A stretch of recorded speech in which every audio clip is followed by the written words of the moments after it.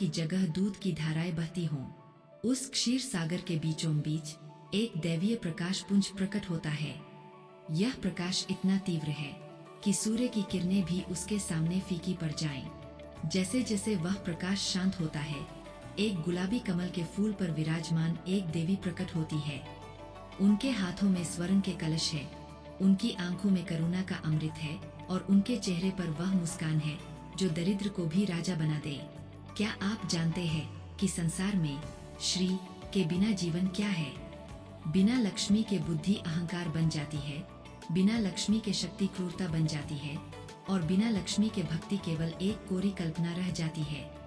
माता लक्ष्मी केवल नोटों की गड्डी या सोने के सिक्के नहीं है, वे वह ऊर्जा है जो इस सृष्टि को चलायमान रखती है। आइए आज उस महादेवी की कथा में गोता लगाते हैं जिनकी एक दृष्टि पाने के लिए देवता, दानव और ऋषि युगों युगों तक तपस्या करते हैं। यह कथा उस समय की है जब स्वर्ग के ऐश्वर्य का अहंकार अपने चरम पर था। देवराज इंद्र अपने हाथी ऐरावत पर सवार होकर विहार कर रहे थे। उसी समय महर्षि दुर्वासा वहां से गुजरे। उन्होंने इंद्र को सम्मान स्वरूप भगवान शिव की एक दिव्य माला भेंट की, लेकिन मद में चूर इंद्र ने उस माला का सम्मान करने के बजाय उसे ऐरावत के मस्तक पर डाल दिया। हाथी ने उस माला को गले से उतारकर पैरों तले कुचल दिया। महर्षि दुर्वासा, जो अपने क्रोध के लिए जाने जाते थे, यह अपमान सह न सके। उन्होंने इंद्र को श्राप दिया, जिस ऐश्वर्य के घमंड में तूने इस दिव्य माला का अपमान किया है, वह लक्ष्मी अभी इसी क्षण तुझे और इस स्वर्ग को छोड़कर लुप्त हो जाएगी। जैसे ही श्राप दिया गया, देखते ही देखते स्वर्ग की चमक फीकी पड़ गई, पेड़ों से फल गिर गए, नदियों का जल सूख गया और देवताओं का तेज समाप्त हो गया। यहाँ तक कि देवताओं की आयु भी घटने लगी। जब लक्ष्मी, सौभाग्य और शक्ति चली जाती है, तो पीछे केवल लक्ष्मी, दरिद्रता और कलह रह जाती है। देवता असहाय होकर भगवान विष्णु के पास पहुँचे। विष्णु जी ने मुस्कुराते हुए कहा, जब लक्ष्मी लुप्त हो जाए तो उन्हें वापस पाने के लिए पुरुषार्थ करना पड़ता है। तुम्हें क्षीर सागर का मंथन करना होगा। यह कार्य इतना विशाल था कि देवताओं और असुरों को एक साथ आना पड़ा। मंदराचल पर्वत को मथानी बनाया गया और वासुकी नाग को रस्सी। एक तरफ से दैत्य खींच रहे थे और दूसरी तरफ से देवता। यह मंथन केवल समुद्र का नहीं, बल्कि मन और आत्मा का मंथन था।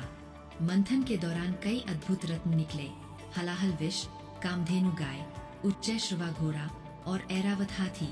लेकिन सबकी प्रतीक्षा उस एक पल के लिए थी जो सृष्टि को पुनर्जीवित करने वाला था।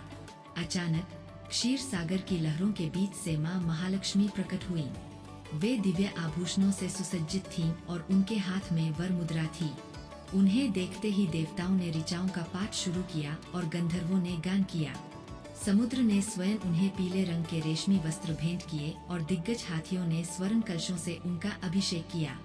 असुर उनकी सुंदरता देख उन्हें पाना चाहते थे, लेकिन लक्ष्मी ने अपनी दृष्टि से स्पष्ट कर दिया कि वे केवल उसी का वरण करेंगी जो धर्म का रक्षक हो। उन्होंने शांत भाव से भगवान विष्णु के गले में वैजयंती माला डाल दी। इस प्रकार लक्ष्मी और नारायण का पुनर्मिलन हुआ और संसार में फिर से खुशहाली लौटी। माता लक्ष्मी के प्रभाव को समझने के लिए उनके 8 स्वरूपों को समझना आवश्यक है। यह हमारे जीवन के 8 स्तंभों को दर्शाते हैं। नंबर 1 आदि लक्ष्मी, जो सृष्टि की शुरुआत से है और हमें हमारे मूल उद्देश्य से जोड़ती है।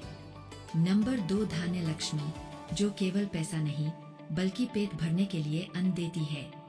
भूखे व्यक्ति के लिए धन से बड़ी धान्य लक्ष्मी है। नंबर 3 धैर्य लक्ष्मी, वीर लक्ष्मी, जो संकट के समय हमें मानसिक शक्ति और धैर्य प्रदान करती है। नंबर 4 गज लक्ष्मी, जो पशुधन और राजसी ठाट-बाट का प्रतीक है। नंबर 5 संतान लक्ष्मी, जो वंश की वृद्धि और बच्चों के रूप में खुशियां देती है। नंबर 6 विजय लक्ष्मी, जो हमें हर बाधा पर जीत दिलाती है, चाहे वह बाहरी दुश्मन हो या आंतरिक बुराई। नंबर 7 विद्या लक्ष्मी, जो हमें वह ज्ञान देती है जिससे हम धन को सही तरीके से कमा सके और खर्च कर सकें। नंबर 8 धन लक्ष्मी, जो भौतिक सुख सुविधाओं और स्वर्ण का वरदान देती है।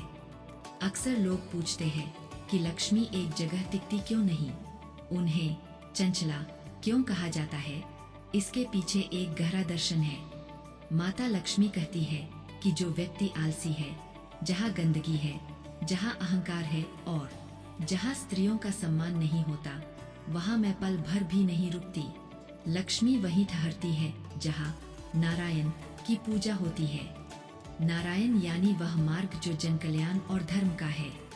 एक पौराणिक कथा के अनुसार एक बार लक्ष्मी जी ने विष्णु जी से पूछा कि आप भक्तों को बहुत जल्दी वरदान क्यों दे देते हैं। तब विष्णु जी ने कहा कि मैं केवल उन्हें राह दिखाता हूँ, लेकिन उन्हें स्थायित्व आप ही प्रदान करती है। व्यक्ति अपने कर्मों से लक्ष्मी को बुला सकता है, लेकिन अपने चरित्र से ही उन्हें रोक सकता है।